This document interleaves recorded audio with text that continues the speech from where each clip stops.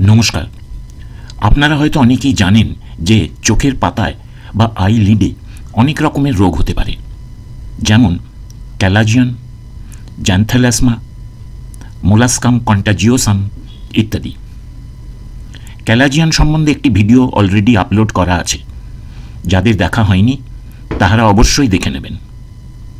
এই ভিডিওর লিঙ্ক ডেসক্রিপশনে দেওয়া আছে। এই ভিডিওতে চোখের পাতার আর একটি রোগের কথা বলবো, যেটা অনেক সময় ক্যালাজিয়নের মতো দেখায় কিন্তু আলাদা।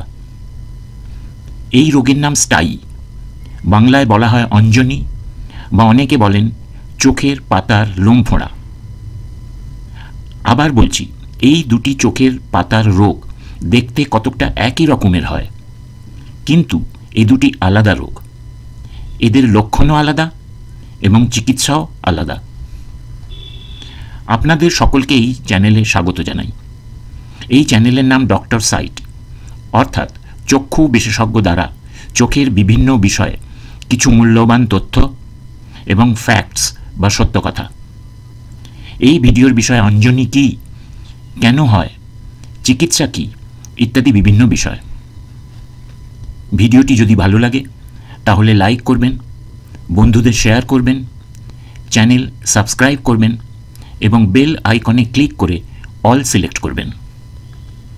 চোখ সংক্রান্ত অন্যান্য ভিডিও দেখার ইচ্ছে থাকলে এই ভিডিওর ডেসক্রিপশনে দেওয়া ভিডিওর লিঙ্কগুলিতে ক্লিক করবেন। অনেক ভালো ভালো ভিডিও দেখতে পাবেন।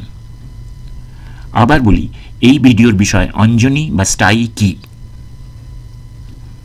অঞ্জনি রোগ সম্বন্ধে ঠিকমতো জানতে হলে জানতে হবে চোখের পাতার ভিতরের কিছু অংশ।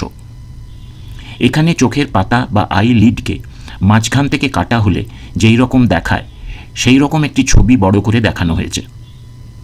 এখানে কাটা অংশে অনেক অন্যান্য অংশ দেখা যাচ্ছে, সবগুলি মনে রাখার কোনো দরকার নেই। নিচের দিকের অংশকে বড় করে দেখালে দেখা যায় যে চোখের পাতার ভিতরে অনেক বিভিন্ন প্রকারের গ্ল্যান্ড বা গ্রন্থি আছে, বাংলায় বলা হয় গ্রন্থি, যেমন মিবোমিয়ান গ্ল্যান্ড, গ্ল্যান্ড অফ জিস বা জিসের গ্ল্যান্ড, গ্ল্যান্ড অফ মোল বা মোলের গ্ল্যান্ড ইত্যাদি। এছাড়াও রয়েছে হেয়ার ফলিকল বা চোখের পাতার লোমের গোড়ার অংশ।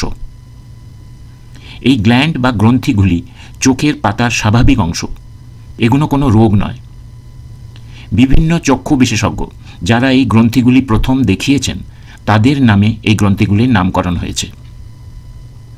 এই গ্রন্থিগুলির থেকে এক ধরনের তৈলাক্ত পদার্থ বের হয়, যেগুলি চোখের পাতার আবরণ ও চোখের সামনের আবরণকে রক্ষা করতে সাহায্য করে।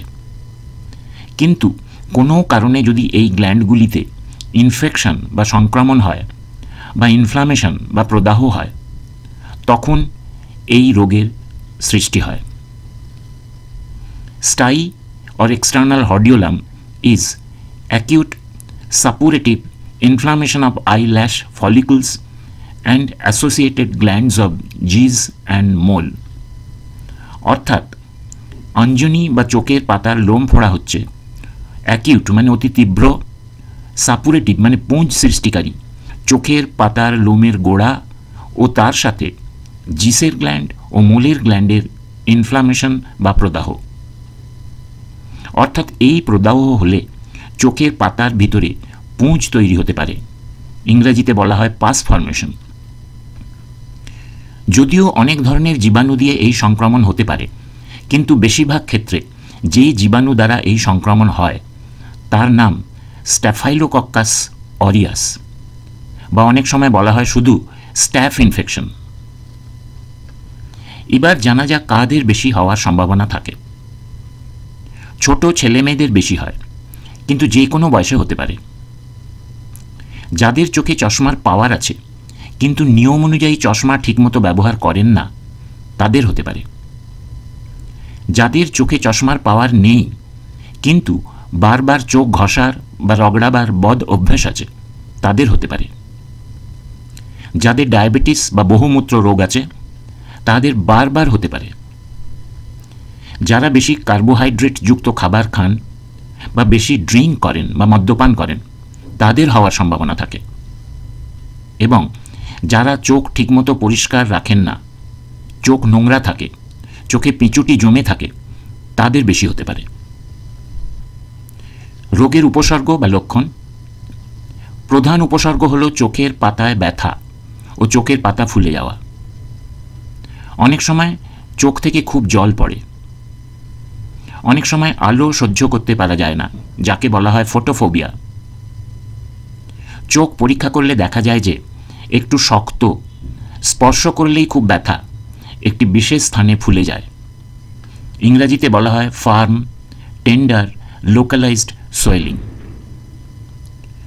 যখন চোখের পাতার ভিতরে পুঁজ হয়ে যায় তখন চোখের পাতার মার্জিনের কাছে হালকা হলুদ রঙের পুঁজের বিন্দু বা পাস পয়েন্ট দেখা যায়। চিকিৎসার ব্যাপারে প্রথমেই জানাতে চাই যে আমি এখানে যা চিকিৎসা বলবো তাহা শুধু ইঙ্গিত মাত্র। এটাকেই আসল চিকিৎসা ভাববেন না। আসল চিকিৎসা করবেন একজন চক্ষু বিশেষজ্ঞ আপনার চোখকে পরীক্ষা করার পর। যে চিকিৎসাগুলি সাধারণত করা হয় সেইগুলি হল গরম সেঁক, সারা দিন রাত্রে 3 থেকে 4 বার। গরম সেঁক দেওয়ার সময় গরম তুলোটা চোখে লাগাবার দরকার নেই, চোখের কাছাকাছি নিয়ে উষ্ণ গরম ভাবটা চোখে লাগাবেন। পুঁজ বের করে দেওয়া, যে জায়গায় পুঁজের বিন্দু বা পাস পয়েন্ট আছে সেই জায়গার চোখের পাতার লোম ফরসেপস দিয়ে ধরে টেনে বের করে দিতে হবে। একে বলা হয় ইপাইলেশন। যদি বড় অ্যাবসেস হয়ে যায় তাহলে কেটে পুঁজ বের করতে হয়। অ্যান্টিবায়োটিক চোখের ড্রপ সারা দিনে 4 বার ও রাত্রে শুতে যাওয়ার সময় অ্যান্টিবায়োটিক চোখের মলম লাগাতে হবে। অ্যান্টি ইনফ্লামেটরি বা ব্যথা কমানোর ট্যাবলেট খেতে হতে পারে। খুব বেশি হলে অ্যান্টিবায়োটিক ট্যাবলেট বা ক্যাপসুল খেতে হতে পারে।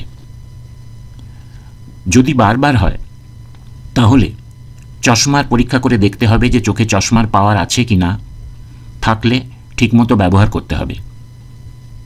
বারবার হলে শরীরে ডায়াবেটিস আছে কিনা তাহা পরীক্ষা করতে হবে। ব্লাড সুগার পরীক্ষা করতে হবে। বেশি থাকলে ফিজিশিয়ানকে দেখাতে হবে এবং ওনার চিকিৎসার নির্দেশ পালন করতে হবে। আশা করি স্টাই কি, কেন হয়, চিকিৎসা কি, এই সব বিষয়ে আপনাদের কিছুটা ধারণা হয়েছে। আপনাদের সকলকে ধন্যবাদ জানাই। ভিডিওটি ভালো লাগলে অবশ্যই লাইক করবেন, বন্ধুদের শেয়ার করবেন, চ্যানেল সাবস্ক্রাইব করবেন এবং বেল আইকনে ক্লিক করবেন। কিছু প্রশ্ন থাকলে কমেন্টে লিখে জানাবেন। ভালো থাকবেন। নমস্কার।